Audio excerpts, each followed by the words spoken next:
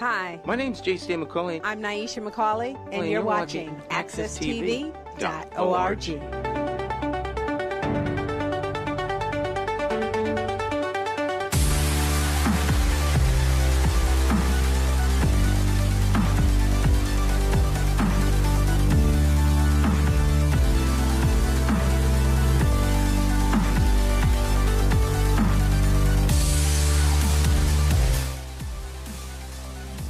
Hello and welcome back. I'm Guilaine Menefee, your producer and host of the Black Business Alliance Show, where we feature the hidden gems of the state of Connecticut minority businesses. It's our winter season, so Happy New Year. Indeed, as this BBA show is going to kick off with a brand new set of versatile and interesting entrepreneurs as my guest today. She is the business owner of Sam's Word, a New Haven-based technical writing firm whose consultants work with individuals and other companies to provide them with business professional writing services. They do website copywriting, presentations, capability statements, especially for you contractors out there, and other deliverables that need specialized and technical business communications. We themed our show today, Developing Your Passion, because this entrepreneurial journey into technical writing has truly been a road of discovery and its own love story that has become the passion of my guest today, Samantha Williams. Welcome. Thank you. Thanks for having me. Yeah, and thank you for being here with us. Sam's Word. Yes. So this is a New Haven-based but virtual company, right? Yes, we are based in New Haven. I work from home, but we are global. So we have clients throughout the country. We're currently working with clients in other countries, such as the Netherlands, Canada, but we are also very much community-based. So I enjoy being part of different chambers of commerce and working with different community-based organizations. Well, tell us a little bit more, though, about your company. Okay. What is it that you do? So we help businesses and entrepreneurs with any and all of their writing needs. I like to say, you know, I do words. So if it has words and you need help, that's when people contact me. So we do some of the things you mentioned, the capability statements, PowerPoint presentations. We also help with speeches, web copy, editing and proofreading, ghostwriting, blog and article writing, anything that needs words and that real craft of good words in your material. And we're going to talk a little bit about that because I do think technical writing is a little bit still ominous for most people. Yeah, but we want to hear a little bit more about your company. Okay. So how did it start? Because we themed this, Developing Your Passion, on purpose because you have a different type of entrepreneurial journey that I can't wait to get more into. But just how did you get going? So I don't have a background in journalism or, you know, growing up writing. Right. I actually started with my undergrad. When I was doing my undergrad degree, I had lots of friends and family who needed help with writing business letters, letters for HR, resumes, things like that. And then eventually I started helping my classmates. They needed help with their papers. And I realized at that point that the writing kind of came naturally to me. It didn't feel forced in any way. And the things that my classmates and other people were struggling with writing, I didn't have those issues. You had a knack for words. I had a knack for words. It was what I did. I did it even back then. And so it developed. And then, you know, people would say, well, how much do you charge for it? And I'd say, I didn't know I could charge for this. Okay. So then people would say, well, how much are you making? And I was like, I never kept track. So once I started doing that, I realized that this passion that I was developing was pretty profitable also. And so I took that, and in December 2015, I made it a company, LLC. Awesome. And I think that why I like your story and why we named it Developing Your Passion is because many times folks think about entrepreneurial journeys and it's a little bit on the sexier side of, I love doing this. I knew I was meant to do this since I was 10 or 11. There's nothing wrong with that. And actually most entrepreneurs, they have that instinct in them, you know. But you actually grew your passion, you know, and it blossomed. And then also from a business, you had some business sense around it and say, hey, this could make me some money, you know, and very, I would say, akin to what some entrepreneurs do in terms of coming in to, you know, what their passion is right now. Yeah, I think I kind of discovered it along the way. You know, they say when you're trying to think about what it is you want to do, you know, you kind of identify what you like to do, what you're good at, and what people will pay you for. Interesting. That's a great threesome there. I'm going to remember that. You know, when you think of it like the Venn diagram, you have all these three circles, and then that piece in the middle. That's right. That's sweet spot. That's the sweet spot. That's right. That's right. Now, you talked about your customers, right? So we talked from a geographic footprint. It's pretty large, and you have it internationally and even domestically, and that's awesome. Yeah. And one of the best benefits of having a virtual company is really you can reach anywhere. But from a customer-based perspective, right, you have individuals and you have companies. What's the difference between the needs of both of those? Well, the individuals, the B2C customers, they pretty much really need resumes. Some need PowerPoint presentations, LinkedIn profile development. But my business-to-business customers, they're looking for articles to be written in newspapers and newsletters that are going out. They're looking for web content that they need developed. Some speeches that we're doing. And then also we started doing workshops. So that's geared towards the business to business client that I serve, where I can go in and facilitate the workshop for them. Okay. Now, do you have like a preference with the type of customers that you like going, or are you even going down a track where you're going to be specialized? My preference is business to business. It's more concrete, it's more concise. As a entrepreneur working for myself, the pay is pretty much standard. You know, they're used to dealing with invoices and their vendors expecting payment at the end of a job. That's right. Whereas business to consumer, it could get a little tricky. And then you have people asking for discounts, which you don't get on the business side at all. I haven't experienced that. And then I also, my company started doing the business to consumer work. We still do that. We still help with resumes. We still help with editing papers and things like that. But where I'm taking the company is more centered on business to consumer, where we are that writing resource for them. And that's how I really want to stage the company, where whatever the business is, they know if they need anything written, they're going to contact Sam's Word for it. And I just want to be their resident go-to writer. Yeah, but you know what? I think it's very important when you really know where your revenue source comes from, where your consistent revenue source comes from, because that's all about, especially us who are in professional services, about qualifying your clients. Yes. And when you think about where is the bang for your buck, right? Because an entrepreneur's time is valuable. Yes. You want to be very attuned to what customers suit you best. And it is about qualifying the client. I say all the time, which was something I learned along the way, is that everyone is not my client. When I started out, I would say, oh, I can write for everybody. That's you need it, you get a paper, you get this. That's and I had to understand that everyone is not my client. And, you know, I develop a fee schedule. It is what it is, right? The price is the price. And if you feel that the prices are a bit much for your budget, then we can revisit this when your budget is in a different position. But if you cannot afford the prices, then at this point, you're not my client. Well, you have a value, and many times us entrepreneurs, I think all of us have done it. Nothing wrong with it, is sometimes because we want the business, we want the practice, right? Yes, the exposure. The exposure, the experience, the clientele.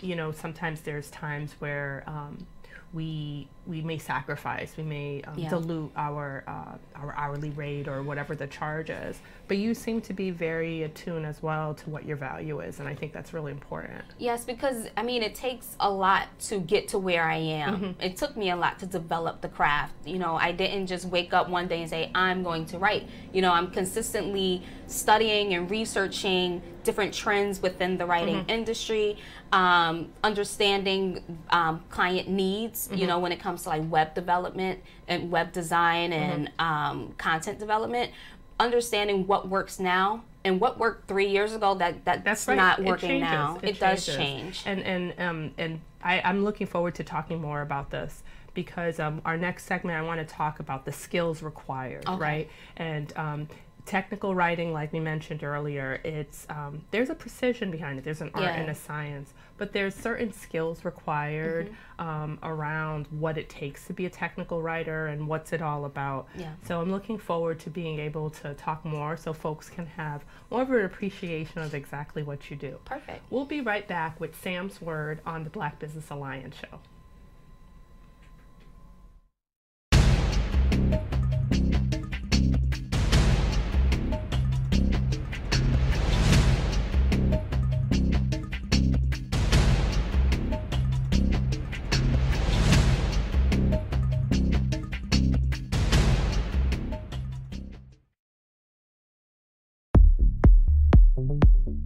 Hi, my name is Eddie Brown, Program Director at Hartford Communities That Care. I've been in the field of youth development and mentoring for the past 5 years, serving children, youth, young adults, and families. It has been an amazing experience since I have been on board with HCTC to help make a difference in the lives of our youth. Throughout my experiences, I've learned the importance of a good mentor, which is simply being the adult that has time for a child, who cares about that child, and who believes in that child. Here's a few points. Allowing the youth to understand their full potential, respects cultural differences, providing the prolonged relationship which helps the youth as they go through life, listens well, is stable, is a positive role model, nurtures a positive relationship that respects the mentee, reinforces mentee's success, shares decision-making with mentee, and last but not least, passion, wanting to make a difference. Practicing and applying these skills have been very vital in all the work I do to help assist and coordinate in the programs and services we offer at HCTC. I thank you for your time, and for all the mentors and role models out there, let's continue to be the change.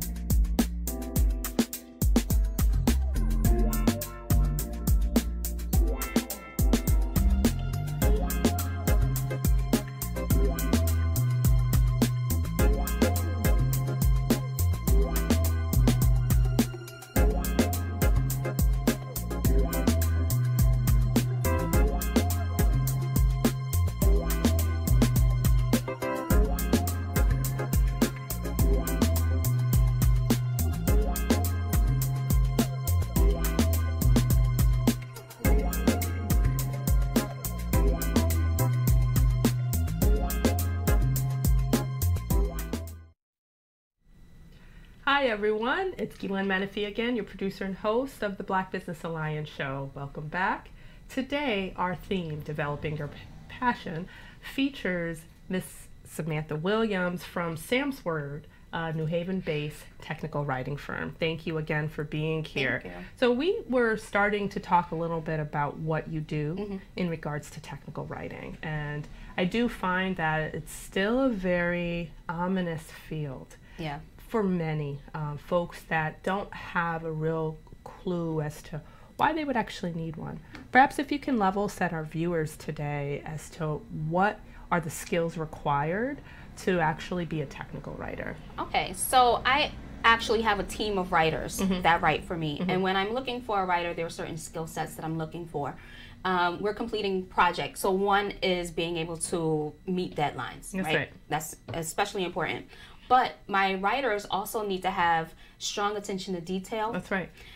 They need to be able to concretely put words together to make sure that whatever passage, whatever document they're working on flows. It should be a story. Everything you're writing should have a beginning, middle, and an end, and it should flow as such. And then also understanding that each paragraph should also have that flow. So I look for writers that are competent, that they can write, they can put together sentences. They understand what a run-on sentence is. They understand punctuation and the need for punctuation. They have a little bit of some English background, yes. it seems. Yes. They need a strong English background. And then they also need to understand the needs of the client, because a lot of times the client comes to us and they think they know what they need when it comes to that content that we're developing. But when I look at it and dissect it a little bit, I help them understand and appreciate what they really need and how we can help them. A true consultant. Yes, a true consultant. At the root of everything is consultation. That's right. Understanding the client's needs. But I need my writers to be able to do that also. You need to be able to dissect the information you're getting and then craft the information that you need to develop. Yeah, when I did some research on technical writing industry, first of all, it's actually a fast-growing industry. I don't think a lot of people know that. I think it's growing by 9%, Wow. which is very fascinating. But in terms of actually appreciating you and the value that you bring, we talked about some of your products before. Yeah. I think copywriting on website is actually a very interesting one because it falls under the large umbrella of marketing. And many times entrepreneurs have a tendency to downplay really marketing and the need for that within their business. Yeah. But there's a certain type of speak, even email communications, Yeah. and there's a certain type of speak that's precise about what you do. Yeah, and so with copywriting for website content development, that every piece of writing that we do, every type of writing has its own required skill sets and things that are needed for it to be effective. So for websites, you have to understand the industry that you're writing towards and the keywords that are going to be picked up and those search engine optimization tools and everything. You want to make sure that when people are looking for you and what you do, you're at the top or somewhere near the top of the Google list. But if you don't have the keywords and the content on your website, you won't be found. And once they get to your website, you need copy that sells. So copywriting is just not words on a screen. It needs to be persuasive. It needs to move the person viewing the screen to action. You want them to hit that buy button, that contact us now button, whatever it may be. So understanding how to effectively get that across in your written material is really a skill set that not a lot of people have. There's tone, there's pitch, and then exactly how you type. I watched many of your workshops, and we actually have a few very, very short clips, but just to give people a quick insight, not to give away all of your workshops, so because we want them, of course, to come and see you live in action and to really acquire those skills. But one of the first ones you talk about is knowing the person and having a feel, having them have a feel for you through your communication. If we can just quickly show that. And so you don't want to do that. And again, we have here the call to action. It's always a purpose. You're sending them this communication for a reason. What is it you want them to do? Your call to action. Can you also show the no person, the one that talks a little bit about them actually kind of feeling who you are through your words? You know, you're not flirting with anyone. You're not, crossing any lines like, oh, we homegirls. No, we're not. This is business. But you don't want to be too stiff. Dear sir or madam. You meet someone here today and you send them an email. Dear sir. Okay, and that was very short, and it doesn't paint the whole picture, but it's just some quick tidbits here. But one of the things you stress in the way that you talk about how to write and some of the science behind the technical writing is the choice of words. What you ask them to do. That was that first video around the calling to action. So call to action is something that is kind of, it relates to all forms of business communication. That workshop was on business communication. We covered a variety of topics because there are different ways for you to communicate with your ideal client, potential clients. And the call to action is something that is, it relates to all of them because no matter, you're communicating with your clients for a reason. You want them to do something. So if you're sending a press release, either you're informing them or you want them to do something. If you're sending a business email or writing a business letter or proposal, you're doing that because you want them to do something and it needs to be clear. And the other point you were making too about capturing the voice of your client. That's right. I do a lot of ghostwriting because what I do is take my clients' needs and what they're telling me and then I create a full story for them that's grammatically correct, error-free, no typos. But in order to do that, it needs to be in their voice. That's right. So I have several clients that I work for where I need to understand who they are, what they do, and who are their potential and ideal clients so that when I'm writing, the material I'm crafting sounds as if they wrote it themselves and their viewers, their readers will read that, not in my tone. It shouldn't sound like Sammy. It should sound like my client. Right.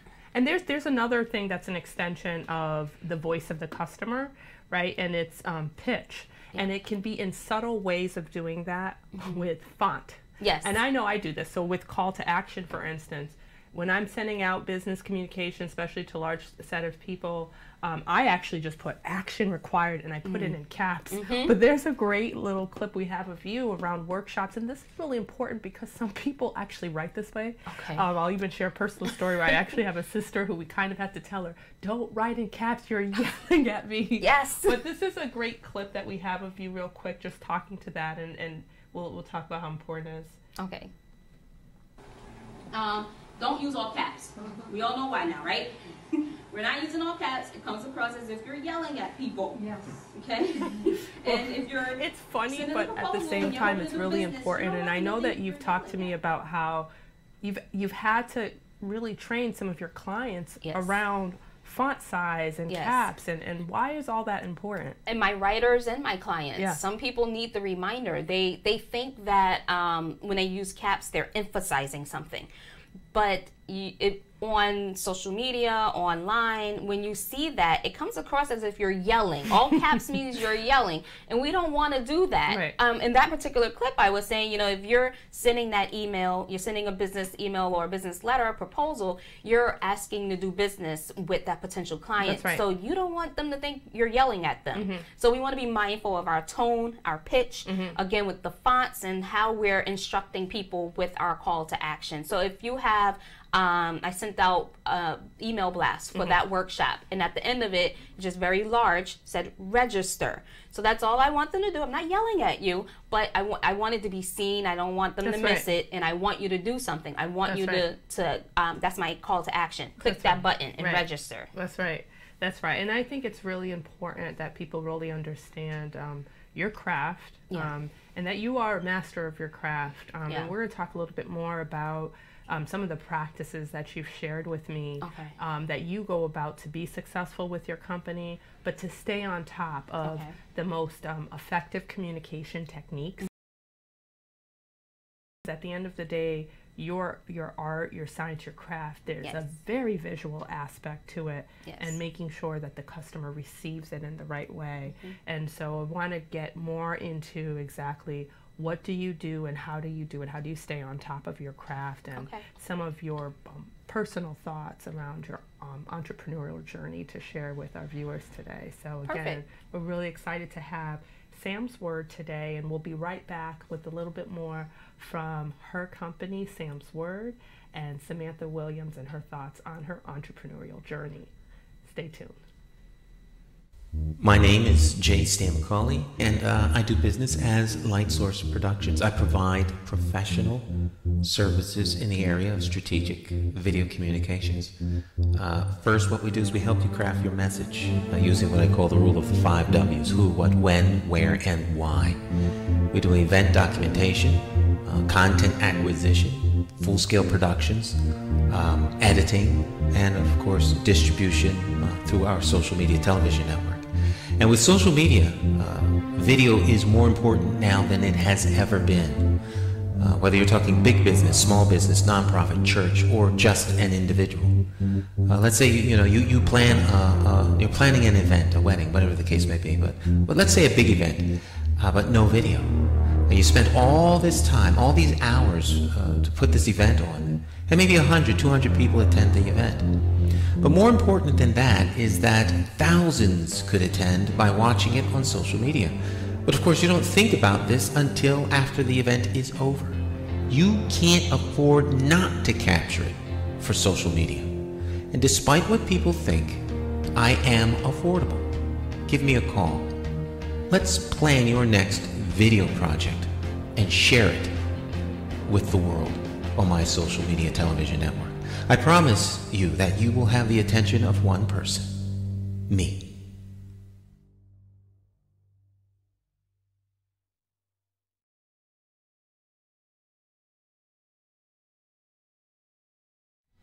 Hi everyone, it's Guilaine Menefee again. We're with Sam's Word in the studio. Samantha Williams is the business owner, and we've been talking to her about technical writing, the industry, and just what is it all about. But now, just talk a little bit more about you, because entrepreneurs that tune into this show, they learn from other entrepreneurs. And I haven't had a technical writer on there before, but it doesn't mean we don't have things in common as entrepreneurs. You have some very successful and structured ways that you keep yourself successful, but that you keep yourself honest with your craft. Talk to us and share with some of the daily practices that you have with your company. So I'm always researching. The heart of any writer should be researching, understanding what's truly happening in the market amongst my competitors. So I'm always looking to see if trends have changed, if writing rules have changed. I'm looking to see what my competitors are doing. I'm looking at pricing, understanding what other people are charging for certain writing services. So you can get your value. Yes, you know, and you got to remain competitive. If you're underpriced, there are companies that will say, why is the price so low? You know, they won't see the value in it. But if you're overpriced, then they're like, why is the price so high? Right. So you have to find that sweet spot of this is what I'm going to charge. This is the industry norm for this. That's and right. it also helps the clients appreciate when us writers stick together and say, this is the price. That's this is right. what it costs for that. That's right. It helps other clients understand and value our services. That's and right. say, oh, okay, so there is a cost to writing, and these are business professionals, and these are people developing their craft on a daily basis. And I like what you've said to me before, because we talk about entrepreneurs doing their homework. And I teach a lot on workshops. I talk about the business and why people fail. And one of the top reasons, well, the top reason is strategy, and under that's a large umbrella with a myriad of root causes, but one of them is around that market feedback. And I have never heard it pitched that way, but if you can explain to folks how powerful that is. So yeah, I'm constantly attending workshops. I facilitate workshops, but I'm also learning. I'm an avid learner. So I'm always learning what new skills are out there. If there's a different type of writing that I don't currently offer that I would like to add to my skill set. That's right. You know, I need to develop that. I have to start somewhere with that. At one point, I was looking into grant writing. It was part of my services, and that's part of the evolution of the company, right? So I was like, I do it all. I do grant writing, sure. I didn't have any training in grant writing, but I knew if someone said I need a grant, I'm gonna figure out what needs to be done. And then after a while, I said, you know what, grant writing is pretty intensive. I'm not going to include grant writing, but I will recommend you to other grant writers. That's excellent. Yeah, and then I wasn't originally doing web copy and online content development. So that took me understanding what was effective copywriting. What is copy that sells? Could I do that? Is that something I want to do? What is the pay expected around that? So I'm, doing your website, but how much am I expecting? Is it worth it? Is it worth it for me? Yeah. With the time that it takes for me to first develop this skill and craft and be able to do it effectively, and then get to know you and your company, and then do the writing, because there's stages to the writing. You don't just get a job and start writing. You have to do some research. You have to do some back history so that you could be familiar. Craft, though. I mean, and I love that about you, because this is what people need to know and understand, and especially with professional services. Sometimes entrepreneurs may have one or two things that they're good at, and then they'll claim that title for whatever that describes, and there's much bigger world, and they really only know this, and they go into business. And unfortunately, and then you, like you say, give writers a bad name. Yes.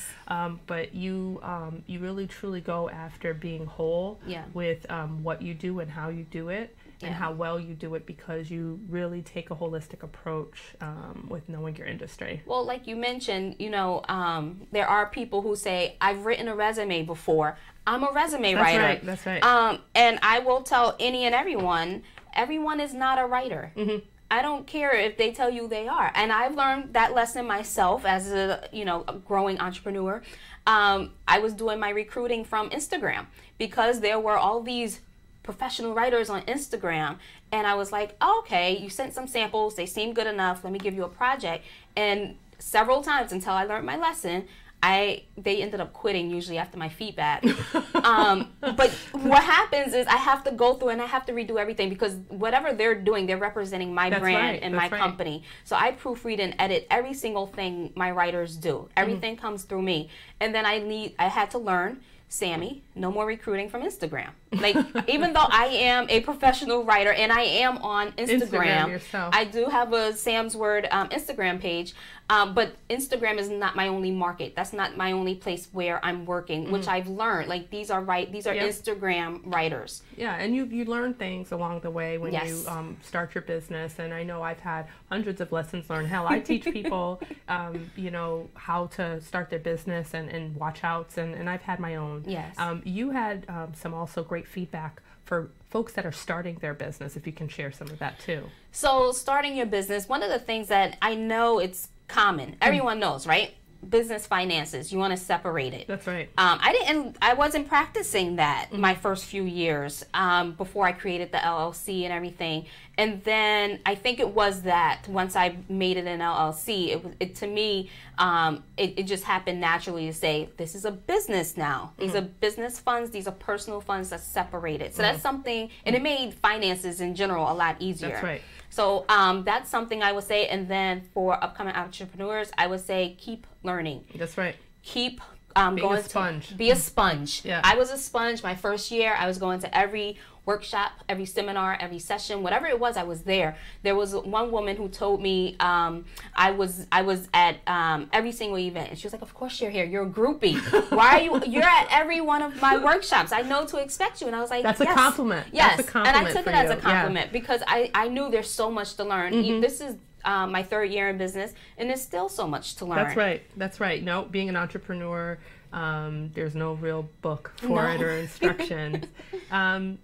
One of the things that I appreciate, because both you and I are both professional service providers on the softer side versus some of the more tactical or hard skills on the other side.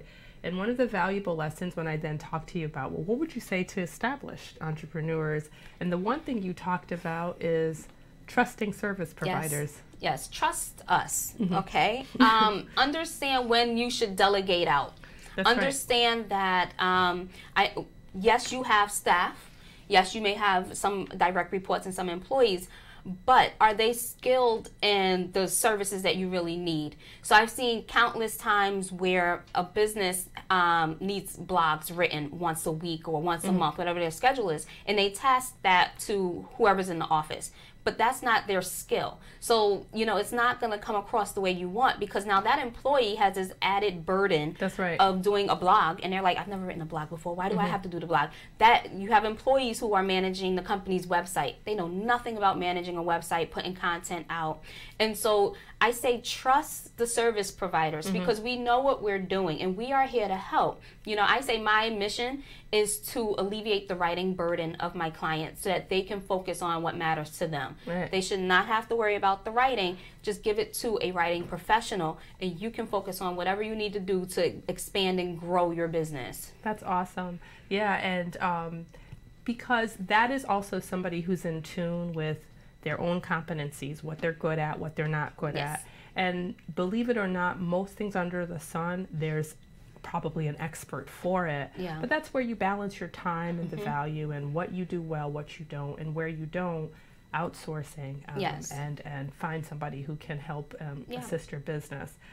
Just in 10-20 seconds, what would be a lesson learned, or just a valuable philosophy of yours that you would share with an entrepreneur listening to you today? I would say trust your gut, listen to your instincts. Don't discount what you're truly feeling about something, and then do your research. Know your client, know the market, know your price points, and also value yourself. I see too many entrepreneurs with low fees that they charge. I see $20 resumes. It takes more. Think about your hourly rate and how long it takes you to develop a resume or whatever document it is. Okay, yeah. and value yourself. Yes. Thank you so much. Again, this is the Black Business Alliance show, with what we feature are hidden gems in Connecticut, and surely Sam's Word is definitely one of them. go to samsword.com to find Sam Williams and her network of consultants. My name is Guilaine Menefee. Stay tuned and check us out next week, same time, same place, for more dynamic entrepreneurs from the state of Connecticut. And I am glad you are joining us today for our new season. Thank you.